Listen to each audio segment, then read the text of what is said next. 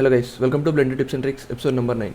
So Blender నేర్చుకునే చాలామంది beginners ఏదైనా ఒక ఆబ్జెక్ట్ని డూప్లికేట్ చేయాలనుకుంటే అందరూ కూడా షిఫ్ట్ డీని యూస్ చేస్తారు. సో ఇప్పుడు ఈ క్యూబ్ని నేను సెలెక్ట్ చేసుకొని షిఫ్ట్ డీ ప్రెస్ చేస్తే ఆ క్యూబ్ అనేది డూప్లికేట్ అవుతుంది.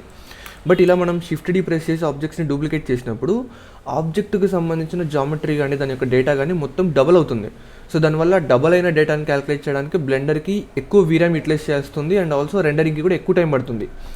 బట్ ఇలా కాకుండా ఒకవేళ మీకు రెండరింగ్ కనుక ఎక్కువ టైం తీసుకుంటుంది, మాకు రెండరింగ్ ఫాస్ట్గా అవ్వాలనుకుంటే మాత్రం మీరు మీ సీన్ లేదన్న ఒక ఆబ్జెక్ట్ని మల్టిపుల్ టైమ్స్ డూప్లికేట్ చేసేటప్పుడు షిఫ్ట్ డీ కాకుండా ఆల్ట్ డీ ప్రెస్ చేయండి. ఇప్పుడు ఫర్ ఎగ్జాంపుల్ ఈ సిలిండర్ ఉంది, నేను కనుక ఇప్పుడు షిఫ్ట్ డీ ప్రెస్ చేయకుండా ఆల్ట్ డీ ప్రెస్ చేశాను అనుకోండి, సేమ్ ఆబ్జెక్ట్ అనేది డూప్లికేట్ అవుతుంది. అండ్ వీటిని యాక్చువల్గా డూప్లికేట్స్ అన్నారు. ఇలా ఆల్ట్ యూస్ చేసినప్పుడు ఏమవుతుందంటే వాటికి సంబంధించిన ఇన్స్టాన్సెస్ క్రియేట్ అవుతాయి.